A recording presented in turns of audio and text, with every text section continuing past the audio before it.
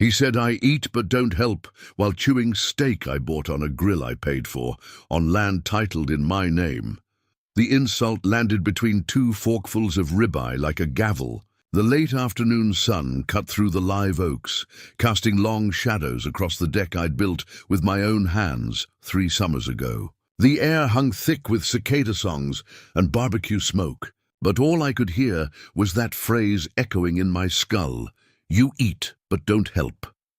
I stood there holding those metal tongs, watching the fat drip and sizzle on the grates of the Weber Genesis I'd assembled in this very spot. The same grill where I'd taught Ethan to flip burgers when he was 12, where my late wife Sarah used to lean against the railing with her sweet tea, laughing at my jokes about perfect grill marks. Now my 34-year-old son sat slouched in one of the patio chairs I'd repaired just last month, his fork cutting through a piece of prime rib that cost me $186.42 at H-E-B.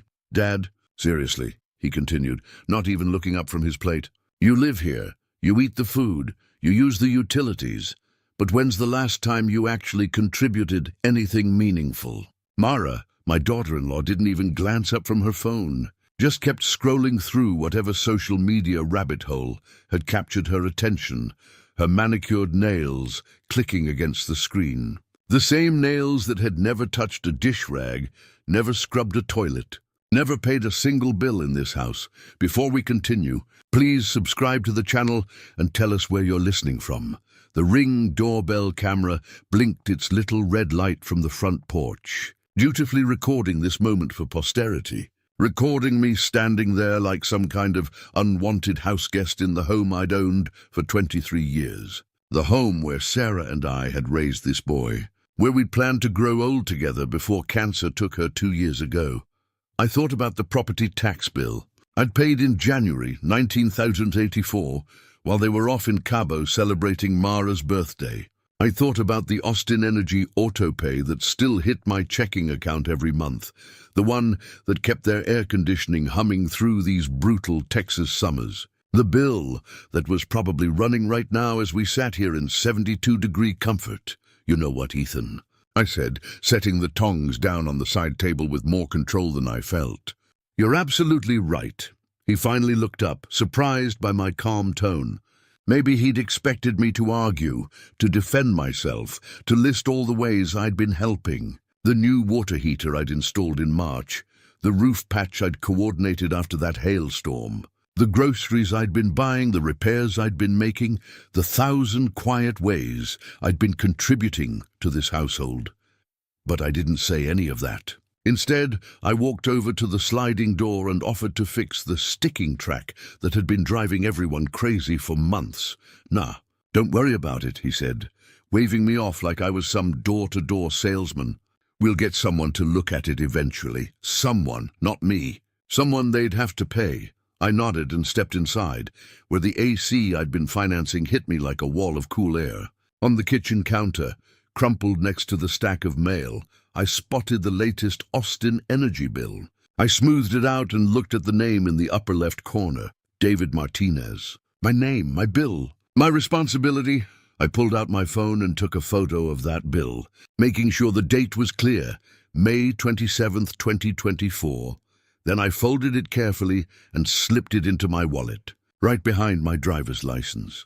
As the sun slid behind the cedar trees that bordered our property, my property, I listened to Ethan and Mara discussing their plans for the weekend. Something about a lake house rental, splitting the cost with friends. They talked about money so casually, as if it grew on trees, as if someone else would always be there to cover the real expenses, the same someone who eats but doesn't help.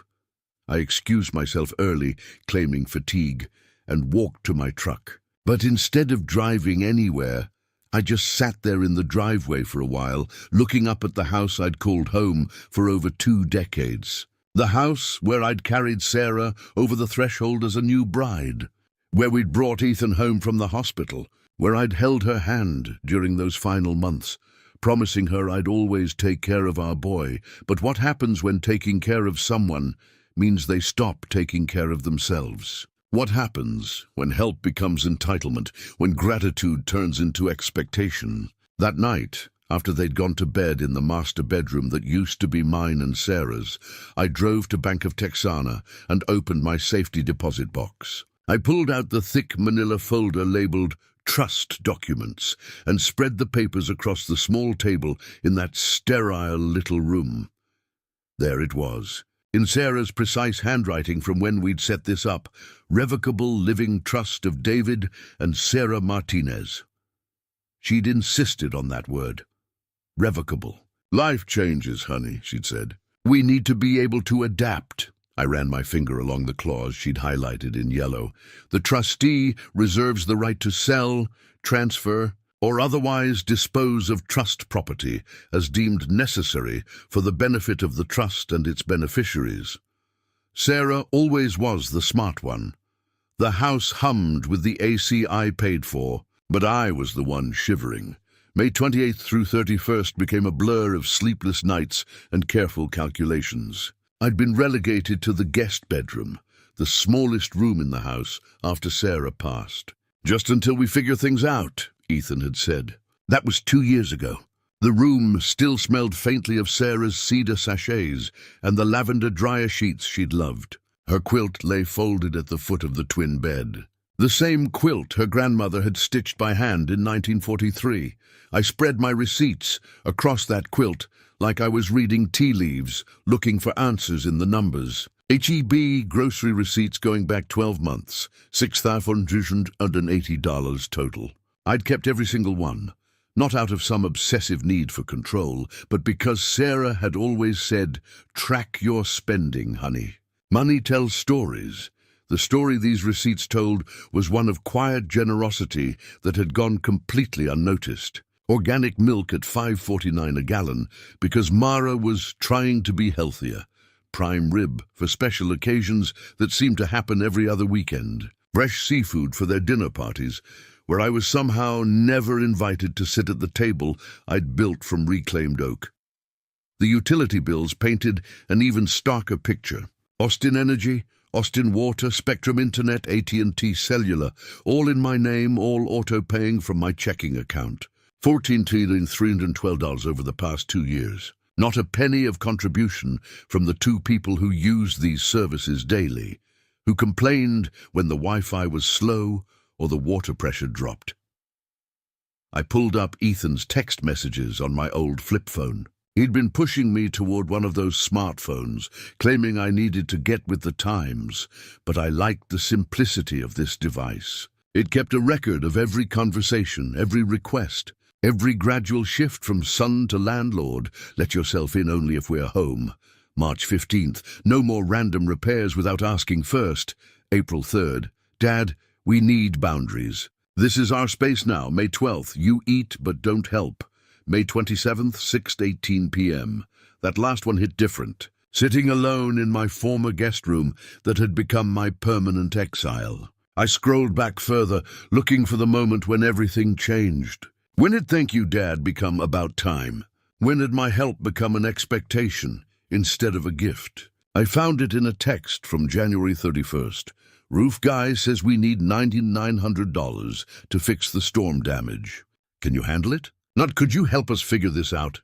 Or what do you think we should do? Just an assumption that I would handle it. That I would always handle it. I had handled it, of course. Transferred the money from my retirement savings the same day.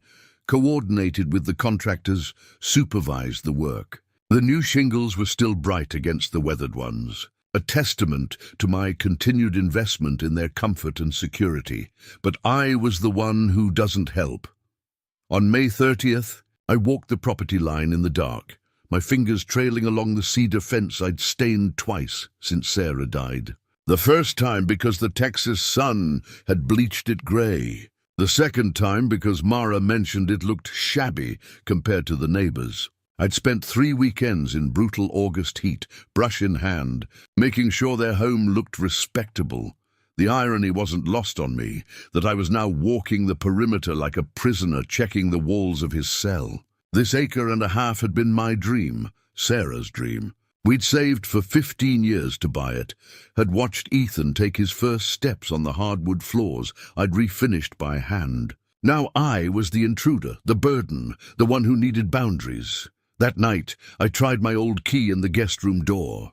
It turned nothing but air. They'd changed the locks on my own bedroom while I was at the hardware store buying fertilizer for the lawn I maintained. The message was clear. This was their house now, and I was just a tenant who'd overstayed his welcome. I slept in my truck that night, windows cracked to let in the sound of cicadas and the distant hum of I-35 traffic. I thought about Sarah's voice, how she used to say, "Dignity isn't loud." David, real strength whispers. She'd been talking about her cancer treatment then, how she refused to complain even when the pain was unbearable. But the words felt relevant now. Sitting in my Ford F-150 under a canopy of stars, planning my next move. On June 1st, I made an appointment with Ms. Elena Rivas, the trust attorney who'd helped Sarah and me set up our estate planning 5 years ago. I placed my trust binder on her mahogany desk like a man laying down his cards, ready to play the hand I'd been dealt. Justice has a form you can notarize. Elena Rivas hadn't changed much in the 5 years since Sarah and I had sat in her office, planning for a future that cancer would cut short. Same wire-rimmed glasses, same patient smile, same wall of law books that seemed to contain solutions to every human problem if you knew where to look.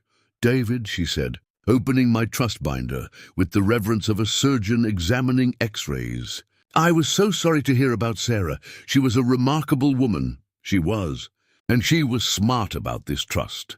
Elena read through the documents with the focused intensity I remembered from our original meetings. Sarah had insisted on specific language, specific protections. She'd seen too many family conflicts tear apart inheritances, too many children who confused their parents' generosity with guaranteed income.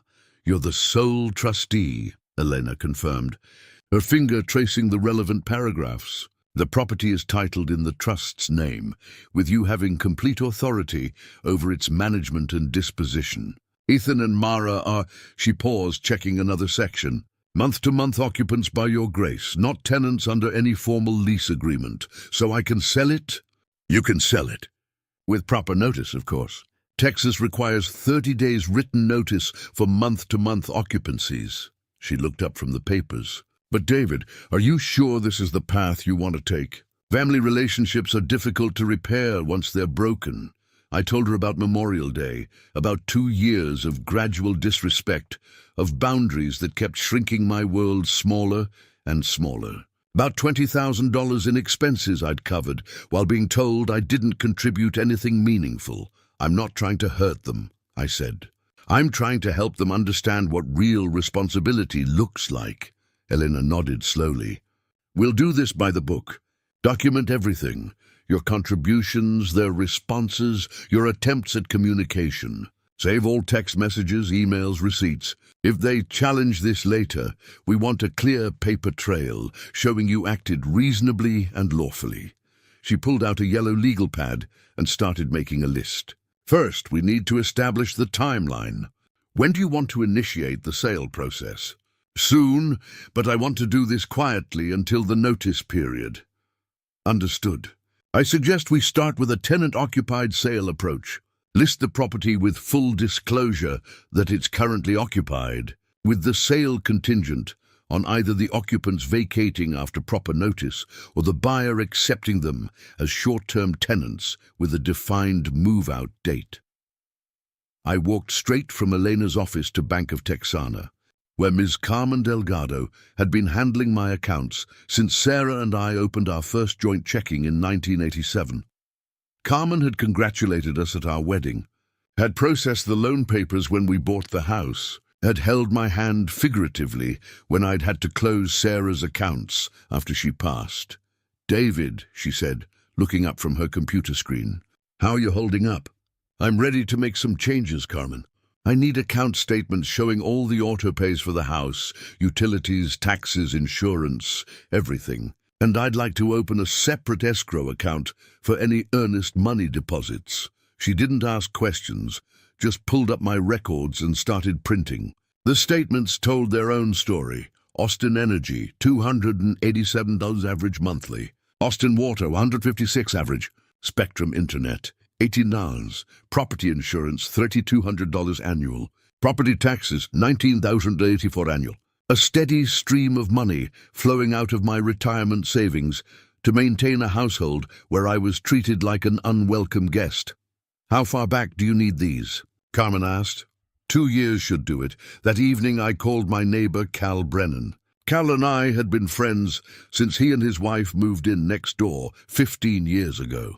He'd helped me carry Sarah's hospital bed into the house during her final months, had quietly handled the lawn mowing when I couldn't keep up with everything. He was also one of the most successful real estate agents in Westlake Hills. David, Cal's voice was warm over the phone. How's everything going? I need to ask you a professional question, Cal. Hypothetically, what would my house be worth in today's market? Hypothetically? I could hear the smile in his voice. Well, the Johnsons' place 2 streets over closed last month at $265 million. Similar square footage, but your lot has that greenbelt view. The Patel property on Creek Bend went for $2.9 million, but that was a newer build. I'd estimate yours somewhere in that range, maybe higher with the right buyer. And how quickly could something like that sell? In this market? With your location and condition? Fast. Are we still talking hypothetically? Maybe not. Could we meet tomorrow? Quietly. Of course. My office at 10? On June 3rd, Cal and I shook hands across his desk, my signature still drying on a listing agreement that wouldn't go active for another 3 weeks. We'd planned every detail.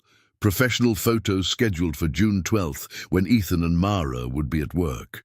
A pre-inspection on June 10th to avoid any surprises. A curated list of cash buyers who specialized in quick closes and didn't mind tenant-occupied properties. The key, Cal explained, is to present this as a straightforward business transaction. Clean title, well-maintained property, motivated seller, flexible closing terms. The fact that it's occupied just means we price accordingly and set clear expectations. I took photos of every bill that evening, each one with that day's Austin American Statesman folded beside it, June 3rd, 2024, clearly visible in the frame. Elena had been right about documentation. I was building a case, not for court but for history. For the moment when Ethan and Mara would inevitably ask, "How could you do this to us?" The answer would be right there in black and white. I did exactly what they asked me to do. I stopped eating without helping. I started helping in a way they'd finally understand. I started helping the way he'd understand. On paper. The next week moved with the precision of a Swiss watch. Every morning I woke up before dawn, not from insomnia this time, but from purpose. I had a timeline now, a plan that stretched from June 4th through August 5th. Each day had its objectives, its small victories that would add up to one large truth. Respect isn't negotiable. June 4th. I started the documentation phase in earnest. Sarah had kept meticulous records when she was alive. Every receipt, every warranty, every tax document filed in perfect chronological order. I channeled her organizational spirit, creating a ledger that would make an IRS auditor weep with joy.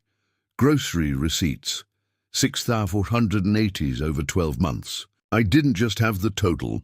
I had the dates, the stores, even the specific items. Organic produce for Mara's juice cleanses. Expensive cuts of meat for Ethan's grilling experiments. Wine for their dinner parties, where I was expected to cook but not invited to stay. Utility payments, $14,312 over 24 months. Every autopay recorded, every service maintained, every month of their comfort purchased with my retirement savings while they built their own financial future on my foundation. Home maintenance, $23,147 over 2 years. The roof repair after the hailstorm. The HVAC service that kept them cool through record-breaking summers. The plumbing upgrades, the electrical work, the 1,000 small repairs that kept their world functioning seamlessly. But the piece of evidence that carried the most weight was the simplest. That text message from May 27th, 6:18 p.m. You eat but don't help. Screenshot saved, backed up to the cloud, printed and filed in my trust binder. 6 words that would justify everything that followed.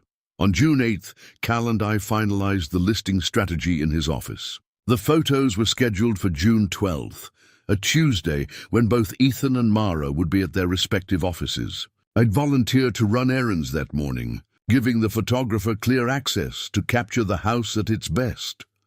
"We'll use the standard MLS listing language," Cal explained, pulling up templates on his computer. "Occupied property, showings by appointment only, buyer to honor existing notice periods. Nothing that raises red flags, nothing that suggests family drama. What about the price? I'm thinking 275 million ZA, high enough to attract serious buyers who can appreciate the quality, competitive enough to generate multiple offers. In this market, I expect we'll see action within the first week." The pre-inspection was scheduled for June 10th.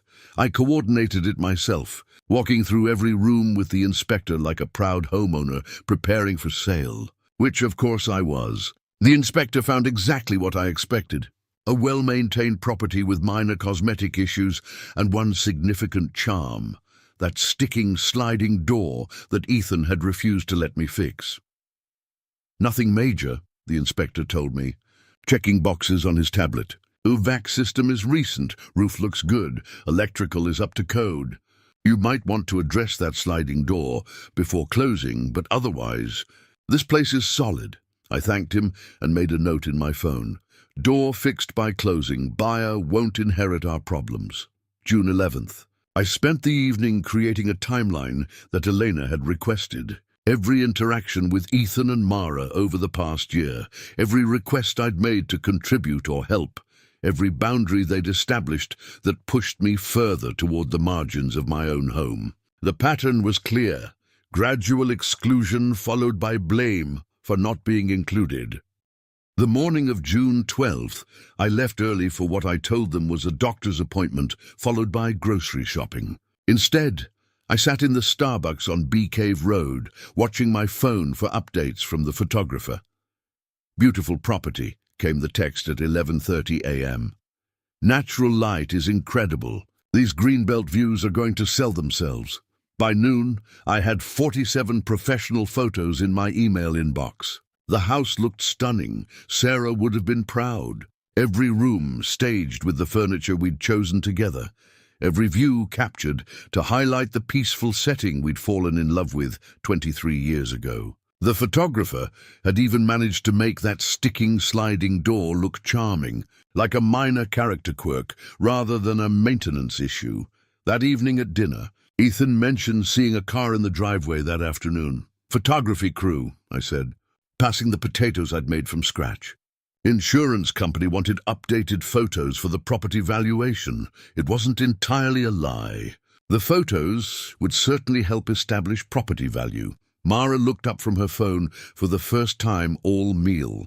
"Is everything okay with the insurance?" "Everything's fine.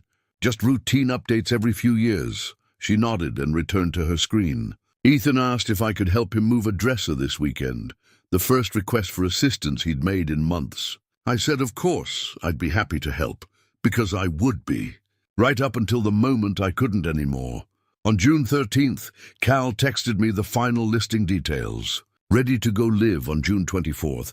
I've already had 3 agents call, asking about pocket listings in your neighborhood. This is going to move fast, David." I saved the message and added it to my documentation file.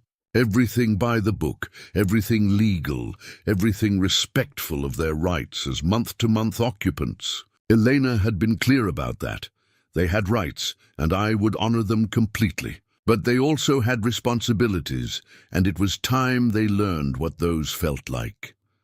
That night, I helped Ethan move the dresser, and for 30 minutes we worked together like we used to when he was young. He thanked me afterward, and I could see a flicker of the boy who used to hand me tools and ask questions about how things worked.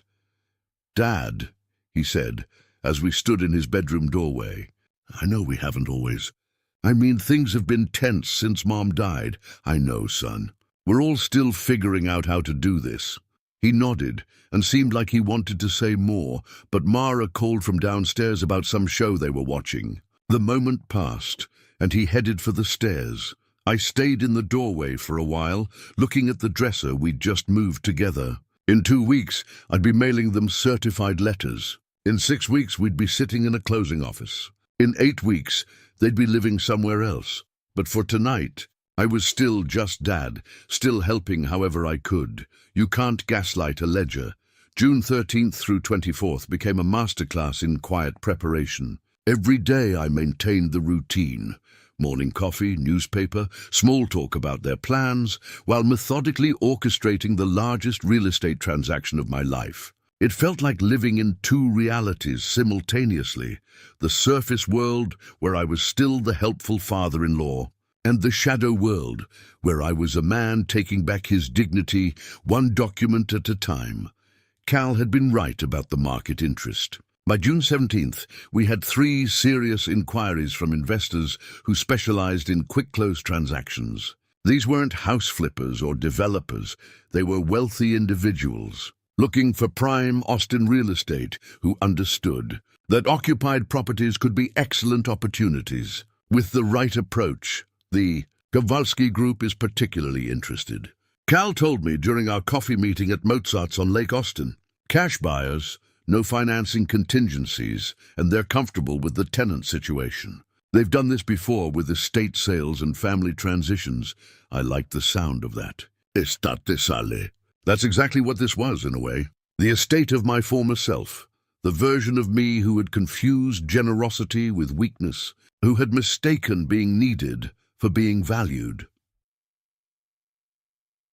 June 17th was also the day we conducted our first showing, while Ethan and Mara were both at work. I took my truck in for an oil change I didn't need, spending 2 hours at Valvoline Instant Oil Change, reading magazines, and giving the buyer's agent clear access to the property. The irony wasn't lost on me that I was paying to maintain Ethan's truck, while he prepared to learn what vehicle payments actually felt like.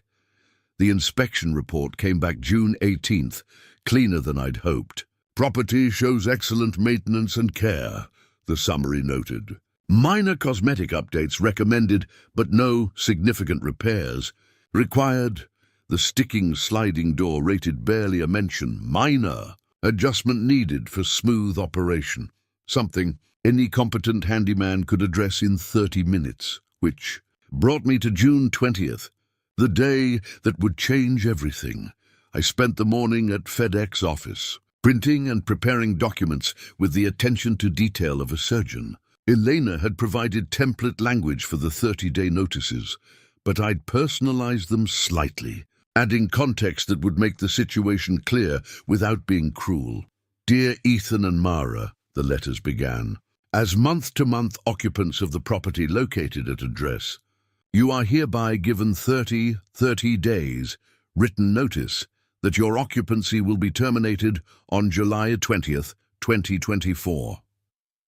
This notice is provided in connection with the pending sale of the property, which requires vacant possession for closing scheduled in early August. Formal, legal, respectful. No mention of Memorial Day barbecues or utility bills or years of accumulated resentment. Just business. I drove to the main post office on Barton Springs Road and sent both notices via certified mail with return receipt requested. The postal clerk, a middle-aged woman with kind eyes, asked if I needed extra insurance.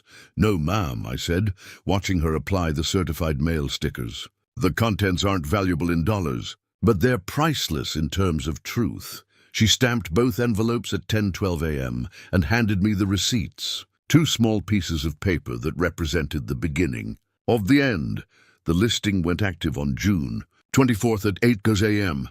Cal had timed it perfectly, Monday morning, when serious buyers would be checking new inventory over their coffee. By noon, we had 4 showing requests. By 5 p.m., 2 offers were in preliminary stages. That evening, Ethan asked to borrow my Costco card for a grocery run. We're having people over this weekend, he said. Need to stock up. I handed him the card without hesitation. Of course, get whatever you need. He paused in the doorway, looking at me with something that might have been guilt or gratitude. Thanks, Dad, for everything you do for us. You're welcome, son. But even as I said the words, I knew they carried a different weight now. Soon, very soon, everything I do for you would have clearly defined boundaries. Soon, gratitude wouldn't be optional. It would be necessary for survival. June 25th brought the text I'd been waiting for. Strong cash buyer wants quick close. Will honor notice. Offer tomorrow. I was sitting on the back deck when Cal's message arrived, watching the sun set over the greenbelt that had sold Sarah and me on this property decades ago. The same view that was about to make us both very wealthy and Ethan very independent. I typed back, "Ready when you are." The next morning, as I prepared for what would likely be my last quiet breakfast in this kitchen, I realized I felt no sadness, no regret, just a calm sense of completion, like finishing a long and difficult project exactly the way it was supposed to be done. The offer would arrive within hours. The notices would be delivered by the postal service within days. And somewhere between those two events, my son would learn that "you eat but don't help" was about to become the most expensive sentence he'd ever spoken. But for now, I just poured another cup of coffee and watched the cardinals at Sarah's bird feeder, appreciating the morning quiet before the storm. Silence is loud when a clock is ticking. The offer arrived at 2:47 p.m. on June 27th, delivered by email while I sat in the HEB parking lot, having just spent $213.67 on groceries for people who would soon be buying their own food. I opened the PDF on my phone, squinting at the small screen to read the details that would reshape all our lives. $2.8 million. Cash. $25,000 earnest money. August 5th closing date. The buyer would accept the current occupants through the notice period, with the understanding that vacant possession would be delivered at closing. It was everything Cal had promised and more, a clean, professional offer from people who understood exactly what they were buying. I called Elena from the parking lot. "David, this is an excellent offer," she said, after I'd read her the key terms. "The price is at the top of your market range. The timeline works with your notice requirements, and the earnest money shows serious intent. Do you want to accept? I want to review it tonight and give you an answer tomorrow morning. Take your time. But David, don't overthink this. Sometimes the best deals are the ones that feel right from the beginning." That evening, I spread the offer documents across the kitchen table, while Ethan and Mara watched Netflix in the living room. Their laughter drifted into the kitchen as I read through every clause, every contingency, every detail that would govern our separation. It felt surreal, planning their eviction while listening to them enjoy the entertainment system I'd installed and the internet service I'd been paying for. The morning of June 12th, I left early for what I told them was a doctor's appointment, followed by grocery shopping. Instead, I sat in the Starbucks on Bee Cave Road, watching my phone for updates from the photographer. "Beautiful property," came the text at 11:30 a.m. "Natural light is incredible. These greenbelt views are going to sell themselves." By noon, I had 47 professional photos in my email inbox. The house looked stunning. Sarah would have been proud. Every room staged with the furniture we'd chosen together, every view captured to highlight the peaceful setting we'd fallen in love with 23 years ago. The photographer had even managed to make that sticking sliding door look charming, like a minor character quirk rather than a maintenance issue. That evening at dinner, Ethan mentioned seeing a car in the driveway that afternoon. "Photography crew," I said, passing the potatoes I'd made from scratch. "Insurance company wanted updated photos for the property valuation." It wasn't entirely a lie. The photos would certainly help establish property value. Mara looked up from her phone for the first time all meal. "Is everything okay with the insurance?" "Everything's fine. Just routine updates every few years." She nodded and returned to her screen. Ethan asked if I could help him move a dresser this weekend, the first request for assistance he'd made in months. I said of course I'd be happy to help, because I would be, right up until the moment I couldn't anymore. On June 13th, Cal texted me the final listing details. "Ready to go live on June 24th. I've already had 3 agents call asking about pocket listings in your neighborhood. This is going to move fast, David." I saved the message and added it to my documentation file. Everything by the book, everything legal, everything respectful of their rights as month-to-month occupants. Elena had been clear about that. They had rights, and I would honor them completely. But they also had responsibilities, and it was time they learned what those felt like. That night, I helped Ethan move the dresser, and for 30 minutes we worked together like we used to when he was young. He thanked me afterward, and I could see a flicker of the boy who used to hand me tools and ask questions about how things worked. "Dad," he said as we stood in his bedroom doorway. "I know we haven't always. I mean, things have been tense since Mom died. I know, son. We're all still figuring out how to do this." He nodded and seemed like he wanted to say more, but Mara called from downstairs about some show they were watching. The moment passed, and he headed for the stairs.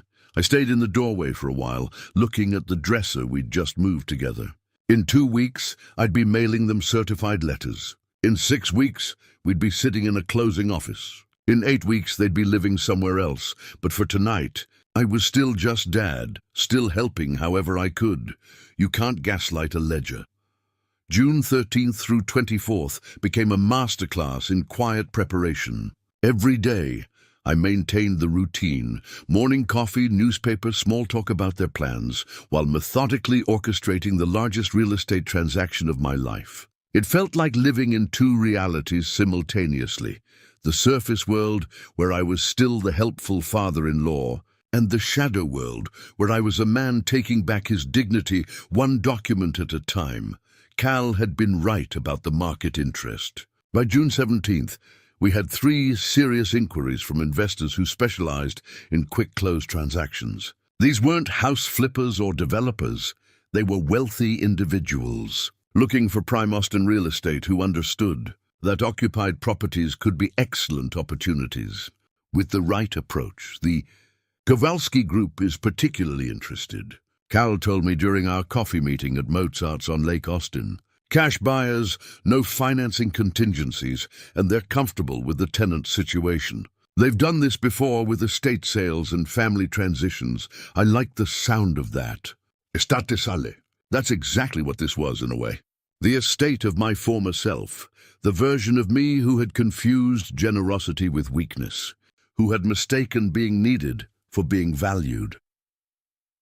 June 17th was also the day we conducted our first showing, while Ethan and Mara were both at work.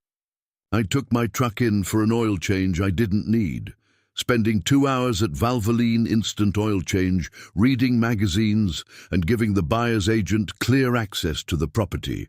The irony wasn't lost on me that I was paying to maintain Ethan's truck while he prepared to learn what vehicle payments actually felt like. The inspection report came back June 18th, cleaner than I'd hoped. Property shows excellent maintenance and care, the summary noted. Minor cosmetic updates recommended but no significant repairs. Required, the sticking sliding door rated barely a mention. Minor adjustment needed for smooth operation. Something any competent handyman could address in 30 minutes, which brought me to June 20th, the day that would change everything. I spent the morning at FedEx office, printing and preparing documents with the attention to detail of a surgeon. Elena had provided template language for the 30-day notices, but I'd personalized them slightly, adding context that would make the situation clear without being cruel.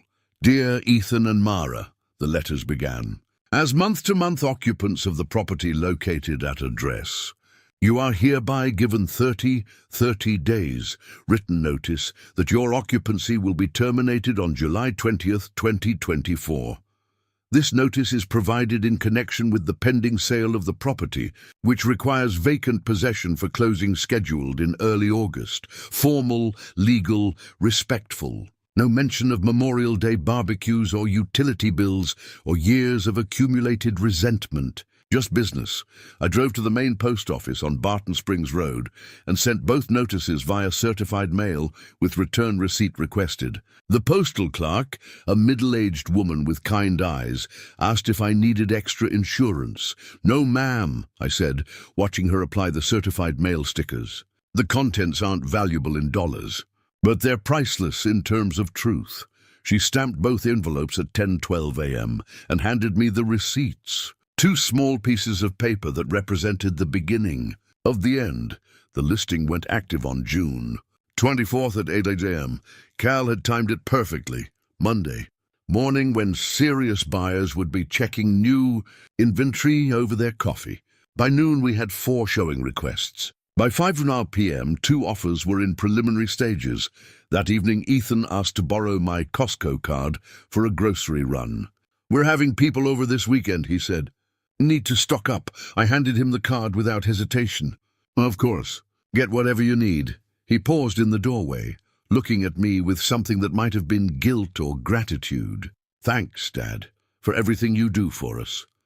"You're welcome, son."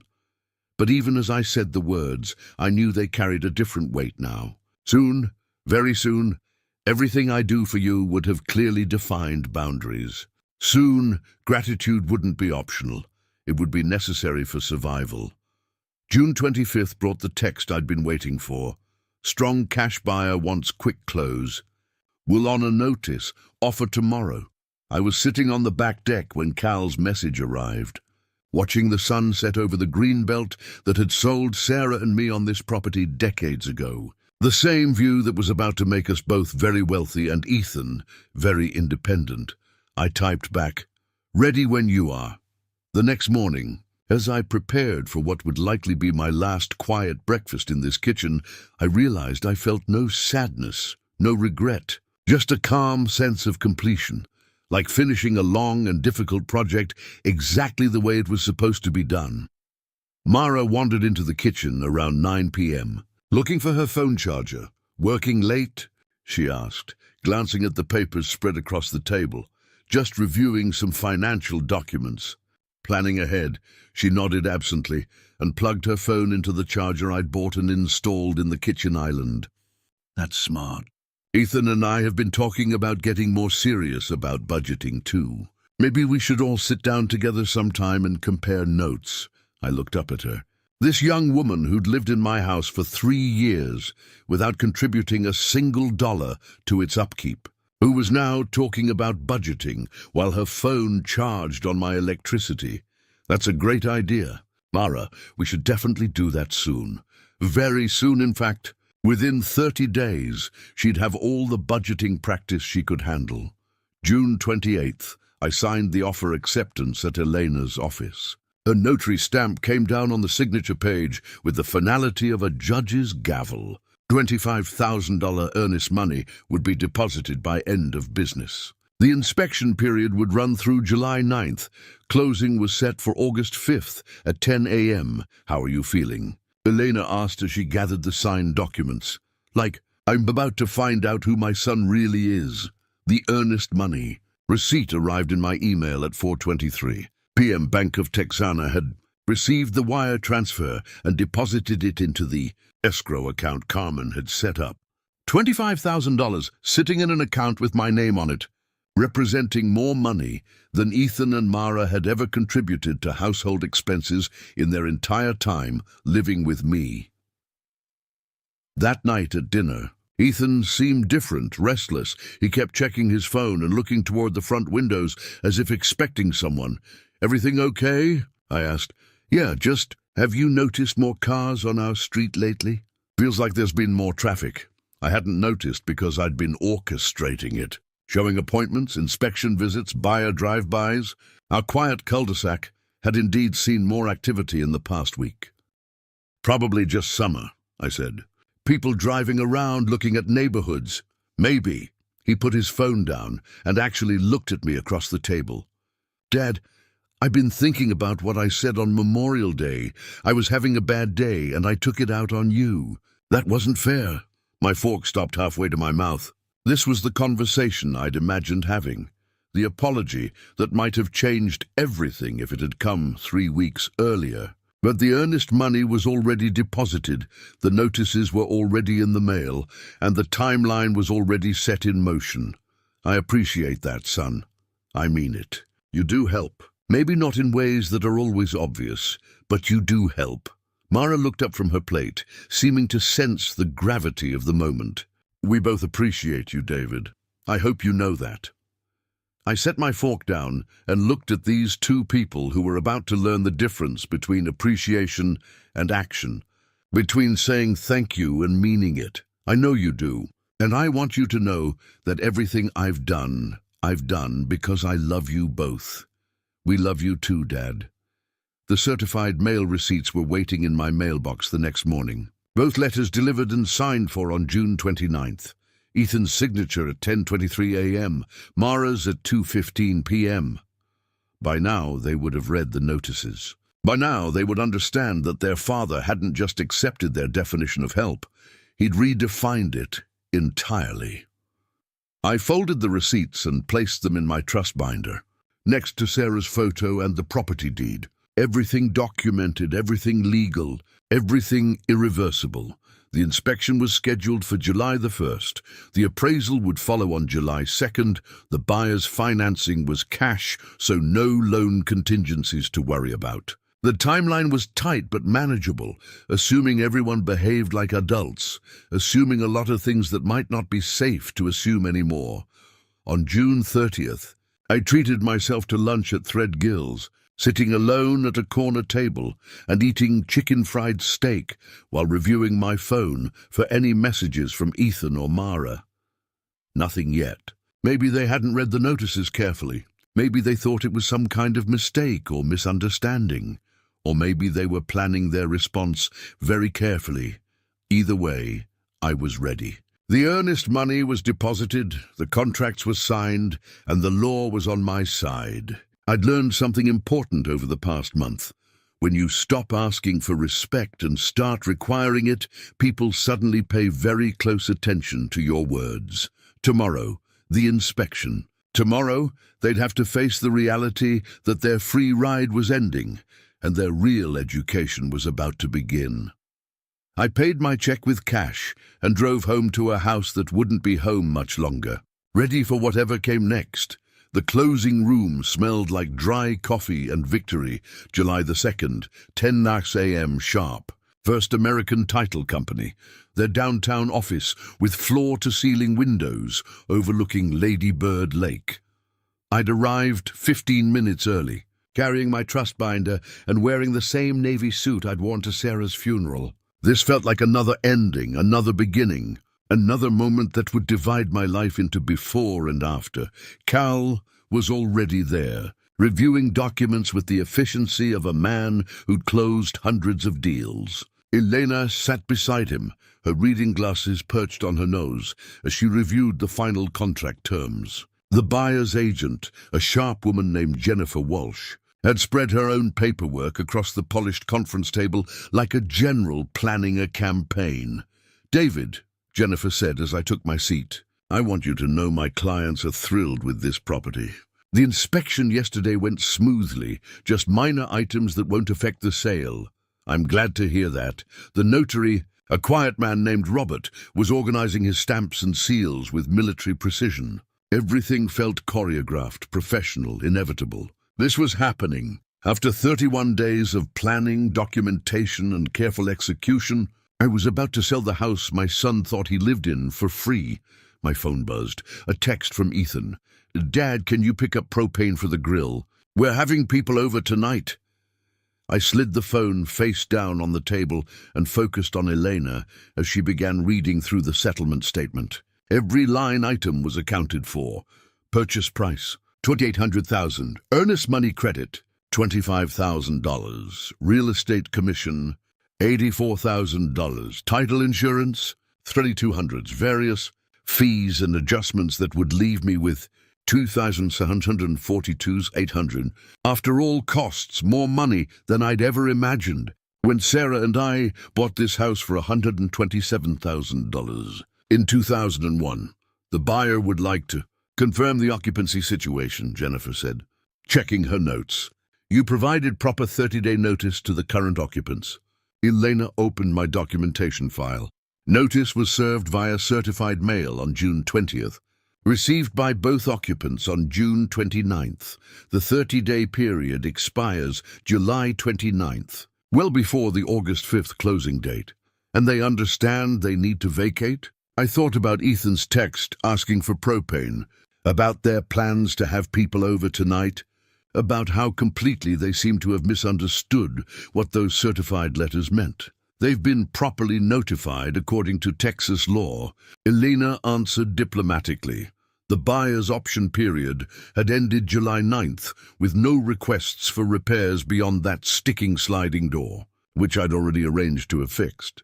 The appraisal had come in at $2.85 million, validating our asking price and confirming what Cal had suspected.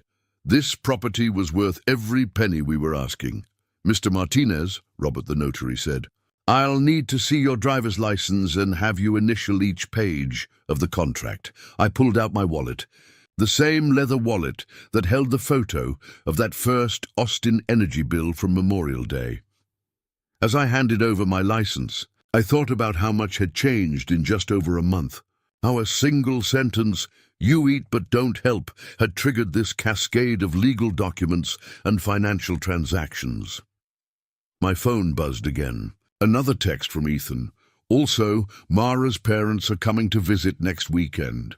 Can you maybe stay at Uncle Rick's for a few days?" I initialed the first page of the contract and moved to the second. Uncle Rick lived in Dallas. They wanted me to drive 3 hours and impose on my brother-in-law, so their house guests wouldn't have to deal with the inconvenience of my presence in my own home that I was currently selling out from under them. The irony was so perfect, it almost made me laugh. "Everything okay, David?" Cal asked, noticing my smile. "Everything's exactly as it should be." Page by page, I initialed my way through the contract. Purchase terms, financing conditions, property disclosures, closing instructions. Each signature felt like a small victory, each initial like another step toward freedom. This wasn't revenge, it was justice. This wasn't cruelty, it was consequences. At 10:47 a.m., the final earnest money wire hit the escrow account. At 10:53 a.m., Jennifer slid the executed contract across the table with a satisfied smile. "Congratulations. Mr. Martinez, you have a sale." I shook hands with everyone around the table, accepting their congratulations and best wishes. Outside the conference room windows, downtown Austin buzzed with its usual energy. Food trucks serving lunch to office workers, joggers following the trail along Lady Bird Lake. Life continuing as normal while my life transformed completely. What's next? I asked Elena as we gathered our papers. Now we wait. The buyer will order their title work, arrange their final walkthrough, and prepare for closing. Your job is to ensure the property is vacant and ready for transfer by August 5th. My job was to break the news to Ethan and Mara that their 30-day notice wasn't a suggestion or a negotiating position. It was a legal requirement that would be enforced whether they understood it or not. I drove home thinking about Toby the locksmith, who I had already scheduled for July 10th. New locks, new keys, new boundaries. The same boundaries I should have established 2 years ago when grief made me confuse enabling with helping. As I pulled into the driveway, my driveway, for 23 more days, I typed a response to Ethan's texts. "We need to talk when you get home. All 3 of us. It's important." Then I walked into the house and began planning the most difficult conversation of my life. The conversation where a father would finally teach his son the difference between help and handouts, between gratitude and entitlement, between living somewhere and earning the right to stay. The conversation that would determine whether this family could heal or whether some relationships were too broken to repair. Either way, the closing was scheduled for August 5th at 10 a.m. The money was committed, the contracts were signed, and the law was on my side. For the first time in 2 years, I held all the cards. The first thunder wasn't in the sky, it was in the group chat, July 3rd, 6:30 p.m. I was sitting at the kitchen table when they came home from work, both of them carrying themselves differently than they had that morning. Ethan's usual casual confidence had been replaced by something harder, more defensive. Mara wouldn't make eye contact as she set her purse on the counter and immediately reached for her phone. "Dad," Ethan said, his voice tight with barely controlled anger, "we need to talk." "Yes, we do." I taped both certified letters to the refrigerator that afternoon, right at eye level, where they couldn't be missed or ignored. Not hidden, not presented as a surprise, just posted like any other important household notice. Which, legally speaking, they were. You can't just sell this house, Ethan continued, pulling one of the letters down and waving it like evidence of my betrayal. This is our home. It's my house, son. It always has been. I opened the trust binder to the property deed and turned it so they could both see Sarah's and my names clearly printed as the original grantees. The trust documents showing me as sole trustee, the estate planning paperwork that gave me complete authority over this property and every decision related to it. Elena had coached me on this moment. Stay calm, stick to facts, let the documents speak for themselves. But we live here, Mara said, finally looking up from her phone. We've made this our home for 3 years. You've lived here as month-to-month occupants, which means either party can terminate that arrangement with proper notice, which I've provided. Ethan sat down hard in one of the kitchen chairs, the same chair where he'd told me I eat but don't help 37 days ago. This is insane. You can't just kick us out because you're having some kind of midlife crisis.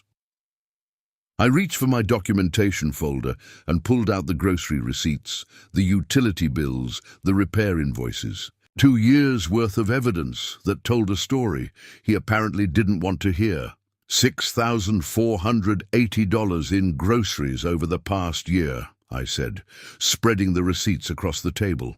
$14,312 in utilities over the past 2 years. $9,900 for roof repairs after the hailstorm. Property taxes, homeowners insurance, maintenance, upkeep, all paid by me while you told me I don't contribute anything meaningful. We never asked you to pay for all that stuff. Mara protested. You never offered to pay for any of it either. The room fell silent except for the hum of the air conditioning unit I'd replaced the year before. Outside, fireworks were already starting to pop in preparation for the 4th of July, premature celebrations that felt oddly appropriate for this premature ending. So what, this is punishment? Ethan asked. You're punishing us for hurting your feelings? I'm teaching you what independence actually costs. I pulled out my phone and called Elena. Putting it on speaker as I'd arranged earlier, Elena, it's David. I'm here with Ethan and Mara, and they have questions about the 30-day notice. Elena's calm, professional voice filled the kitchen. Good evening, Ethan and Mara. I'm Elena Rivas, the attorney who handled your parents' estate planning. David has every legal right to sell this property with proper notice to month-to-month occupants, which he's provided. Texas law requires 30 days written notice, which was served on June 20th and received by both of you on June 29th. But this is crazy, Mara said toward the phone. He can't just throw us out on the street. He's not throwing you out. He's giving you 30 days to find alternative housing, which is exactly what the law requires. I understand this is difficult, but everything is being done properly and legally. After Elena hung up, the kitchen felt heavier somehow. Ethan stared at the spread of receipts and documents, maybe seeing them clearly for the first time. Mara had tears in her eyes, though I suspected they were more about inconvenience than genuine sadness. Where are we supposed to go? She asked. Anywhere you can afford, I said gently. There are plenty of rental properties in Austin within your budget range. You don't understand, Ethan said. We can't afford Austin rent prices. We've been saving money by living here. I understand perfectly. You've been saving money by spending mine. July 4th passed in tense silence. They stayed in their room most of the day, while I grilled hamburgers for one and watched fireworks from the deck alone. Neighbors stopped by throughout the evening. Cal and his wife, the Hendersons from across the street, others who'd become friends over the years. I found myself saying goodbye without actually saying the words, knowing this would be my last 4th of July in this house. On July 9th, the buyer's option period expired with no repair requests beyond the sliding door. I called Toby the locksmith that afternoon. Hey, David, it's time for those new locks? It's time, July 10th, 9 a.m. Toby arrived with his toolkit and began the methodical process of rekeying every exterior lock on the property.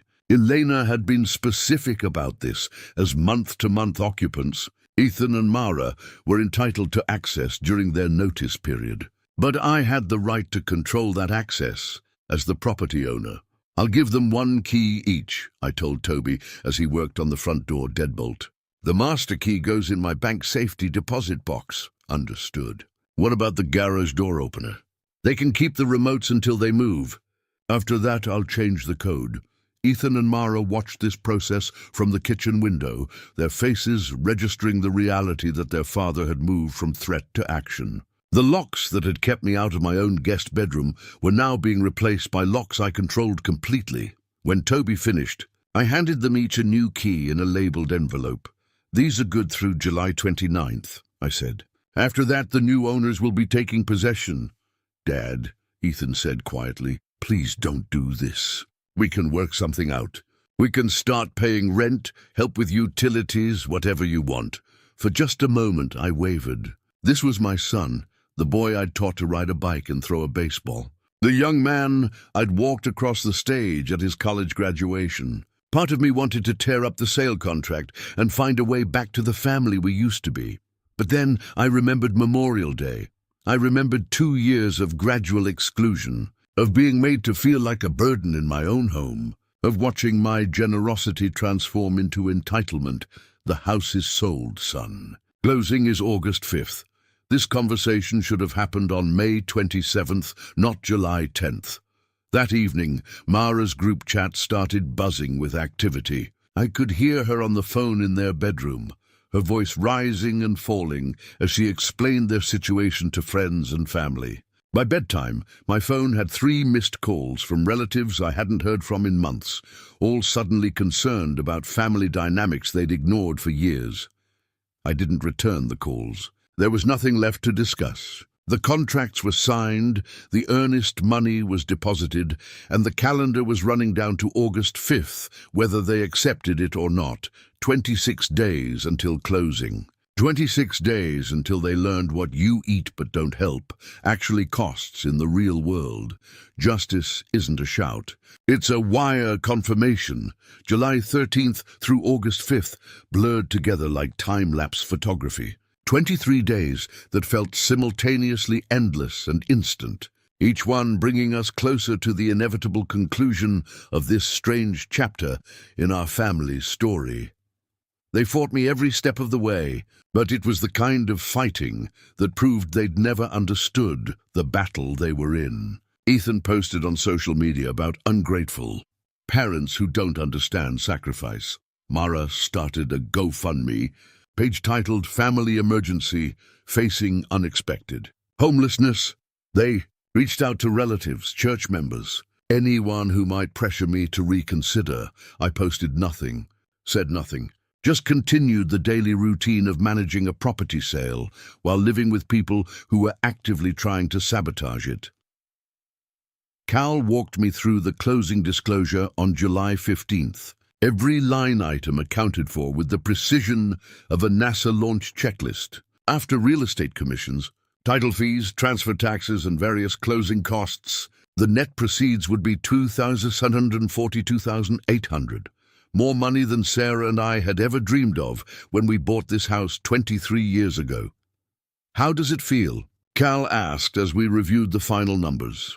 Like breathing after holding your breath for 2 years, I helped them search for rental properties, printing listings that fit their actual budget and leaving them on the kitchen counter like peace offerings. They crumpled them up and threw them away, as if refusing to acknowledge the options would somehow change the mathematics of their situation.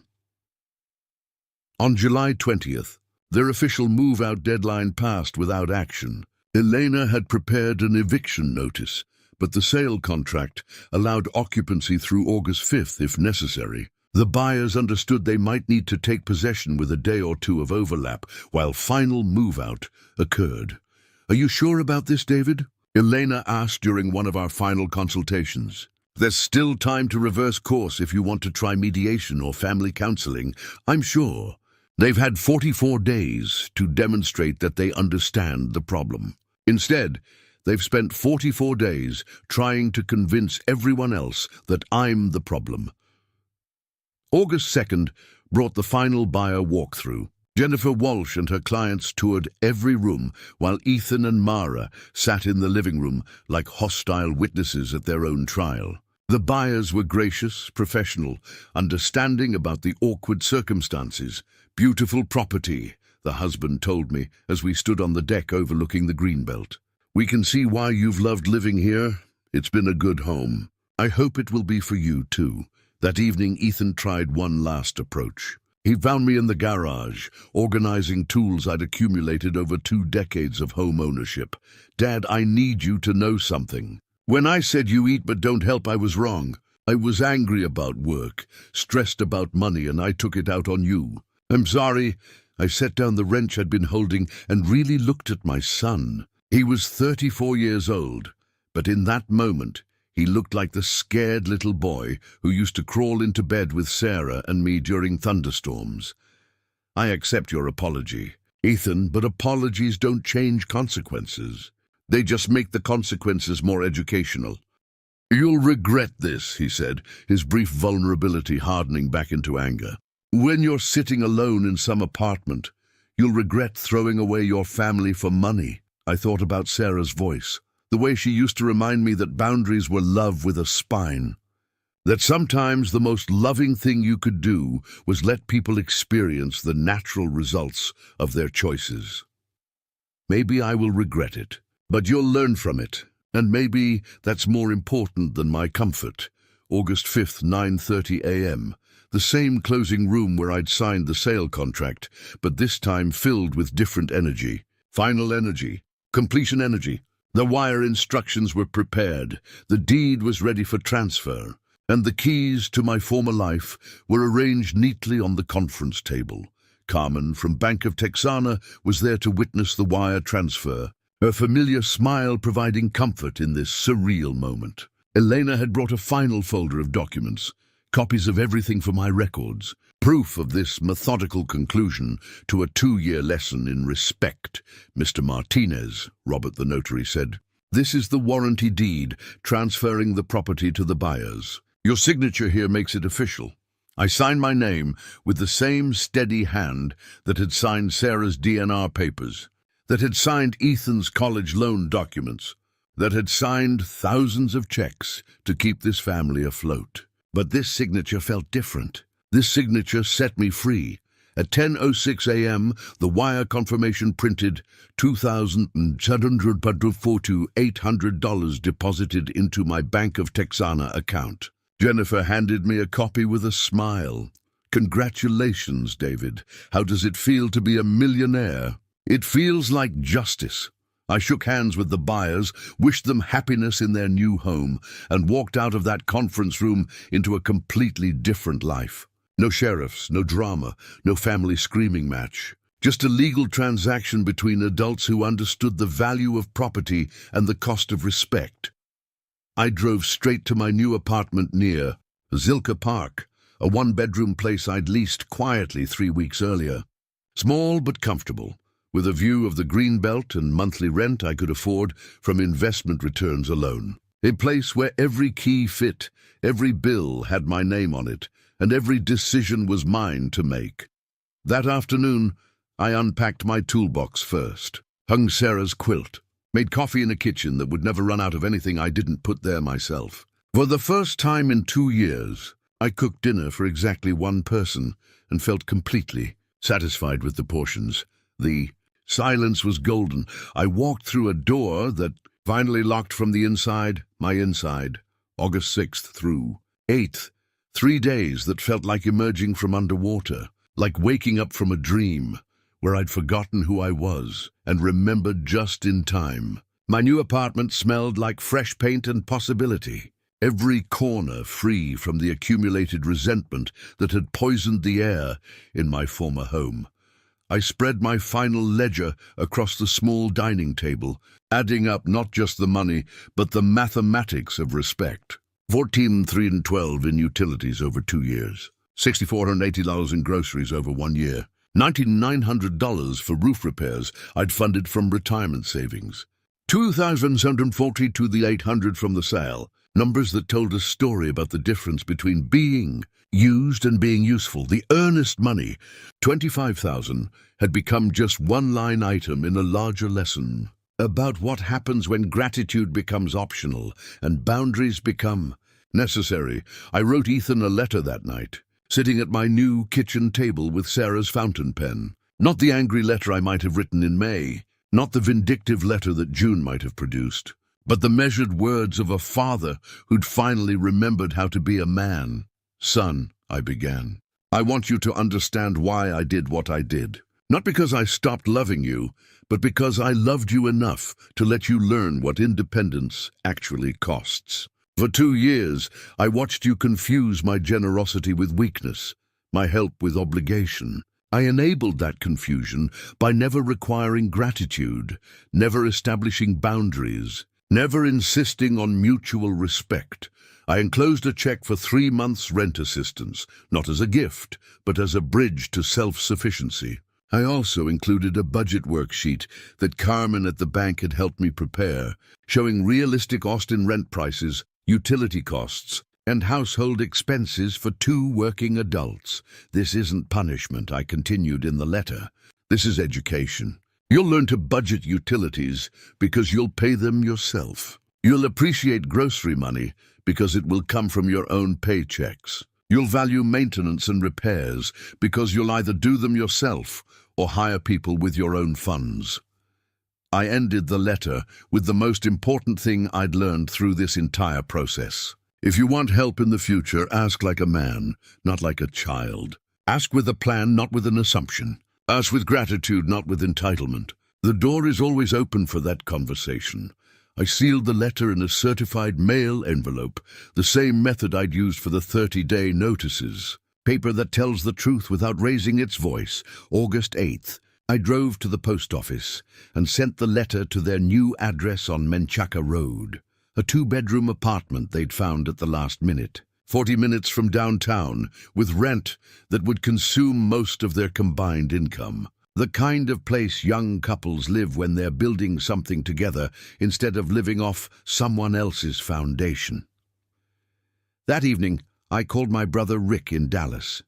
David, how are you holding up? Ethan called me last week pretty upset about the house situation. I'm holding up fine. Rick, better than fine, actually.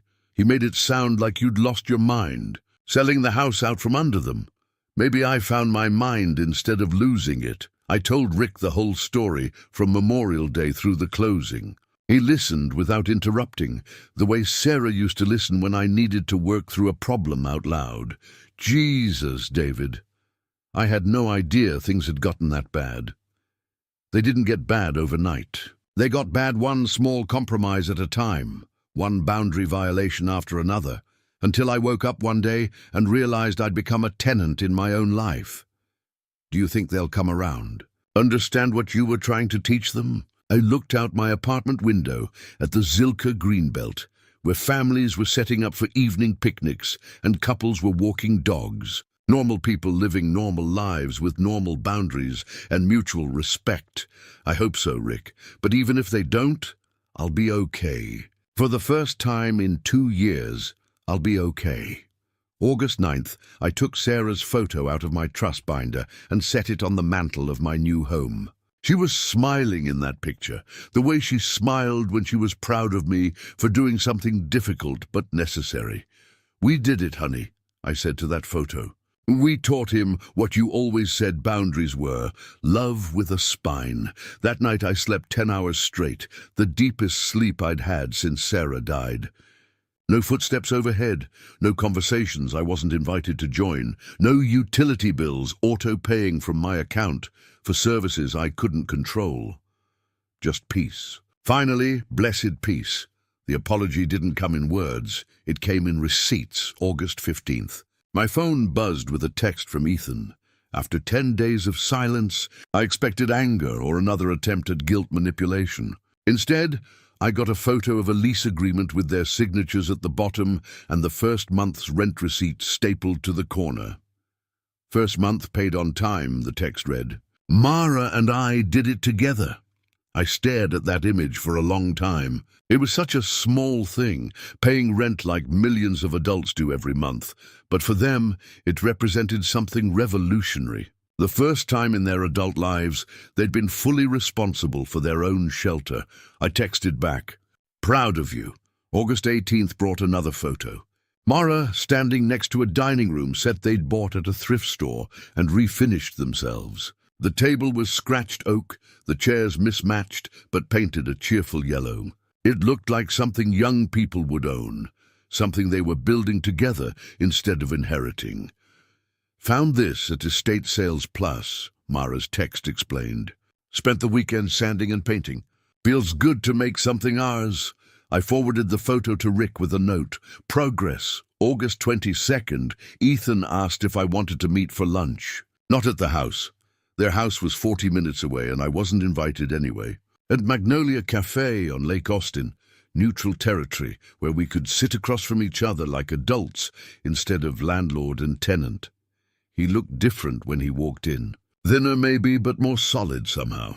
Like he was carrying himself instead of being carried. "Dad," he said, sliding into the booth across from me, "I brought something to show you." He pulled out a spiral notebook, the kind college students use for class notes. Inside were pages of careful handwriting, budget categories, expense tracking, monthly planning sheets. Rent, utilities, groceries, transportation, savings, all mapped out in his precise engineer's script. "Mara and I are learning to budget," he said. "Turns out we never really knew what things cost when someone else was paying for them." I flipped through the pages, seeing grocery totals that matched my old receipts, utility estimates that aligned with the bills I'd been paying, rent calculations that consumed 40% of their combined income. "This is good work, son. It's hard work. I never realized how much you were spending to keep us comfortable. I mean, I knew you paid for stuff, but I never added it all up. We ordered pancakes and talked like we hadn't in years. About his job at the engineering firm, about Mara's work at the non-profit, about their plans to save for a house down payment over the next 5 years. Real plans based on real numbers instead of assumptions about other people's money. I owe you an apology," he said as we finished our coffee. "Not just for what I said on Memorial Day, but for everything that led up to it. For taking your help for granted, for treating your house like it was mine, for acting like you were the problem when we were the ones living off your generosity." Apology accepted. "And I owe you something else." He reached into his wallet and pulled out a folded check. "This is partial payment for utilities from the past year. I calculated what our share should have been, and this covers about half of it. We'll send you more each month until we're caught up." I looked at the check, $300. Not a huge amount, but it represented something much larger than money. It represented acknowledgement, responsibility, and the first step toward a relationship based on mutual respect instead of one-sided obligation. "You don't have to do this, Ethan." "Yes, I do. Not because you're making me, but because it's right." August 28th, Mara sent me a photo of their utility bill with "paid in full" stamped across it in red ink. The amount was $267.43. Austin Energy, Austin Water, Spectrum Internet. Their names on the account, their money covering the costs, their signature on the check. "First time ever paying our own utilities," she texted. "Feels like being a real adult." I showed the photo to Carmen at the bank when I stopped by to review my investment portfolio. The sale proceeds were earning steady returns, more than enough to cover my modest living expenses and occasional travel I was planning. "Your son's learning," Carmen observed. "They both are. Sometimes the most expensive lessons are the ones that stick the best." September 1st, Ethan and Mara invited me to dinner at their apartment. Not to cook for them, not to fix something that was broken, but to share a meal they'd prepared in their own kitchen, with their own groceries, purchased with their own money. The apartment was small but welcoming. The thrift store dining set looked perfect in their space. Surrounded by furniture they were acquiring piece by piece as their budget allowed. Mara had planted herbs in coffee cans on the windowsill. Ethan had built shelves from reclaimed wood. It felt like home in a way my old house hadn't for a very long time. "Dad," Ethan said as we cleared the dishes together. "Thank you." "For what?" "For not giving up on me. For caring enough to let me fail. For teaching me that help and handouts are two different things." As I drove back to my apartment that night, I realized something had shifted. For 2 years after Sarah's death, I'd been trying to keep our family together by holding it up myself. Now finally we were building something new, not held up by one person's sacrifice, but supported by everyone's contribution. It was smaller than what we'd had before, but it was stronger. And that made all the difference. The house that ate without helping is now feeding my retirement. September 1st. I sat at my new kitchen table with a cup of coffee and the Austin American Statesman spread out before me. The real estate section showed my old house listed under recently sold, with a photo of the Greenbelt view that had first captured Sarah's heart 23 years ago. $2.8 million, the listing price that had once seemed impossible for a house we'd bought for $127,000. But the real story wasn't in the real estate section. It was in my bank statements, my investment portfolio, my monthly budget that now, balanced without the constant drain of supporting 2 additional adults who'd confuse my generosity. With their birthright, I'd used a portion of the sale proceeds to establish something Sarah would have loved. The Sarah Martinez Memorial Scholarship for Single Mothers, pursuing nursing degrees at Austin Community College. $50,000 endowment that would help women who understood the value of education, hard work, and self-reliance. Women who wouldn't confuse assistance with entitlement. The remainder was invested conservatively, generating enough monthly income to cover my modest living expenses, plus travel I'd been dreaming about since Sarah got sick. Scotland, where her grandmother had been born. Ireland, where we'd honeymooned but never returned. Places where I could walk ancient paths and remember what it felt like to be David Martinez instead of just someone's father, someone's source of free rent and groceries. Cal texted me a photo that afternoon. The old house with fresh paint, kids' chalk drawings on the driveway, a swing set in the backyard where Sarah's garden used to be. The new owners were building a life there, not just occupying space someone else maintained. "Looks happy," his text read. It did look happy, and for the first time since Sarah died, so did I.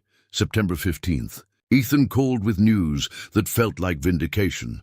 He'd gotten a promotion at work, partly because his newfound attention to budgets and detailed planning had impressed his supervisors. Learning to manage his own household finances had made him a better engineer. "Turns out all that obsessive tracking you taught me as a kid was actually useful," he said. "Who knew?" "Your mother knew. She always said the details matter. Dad, can I ask you something? Do you miss the house?"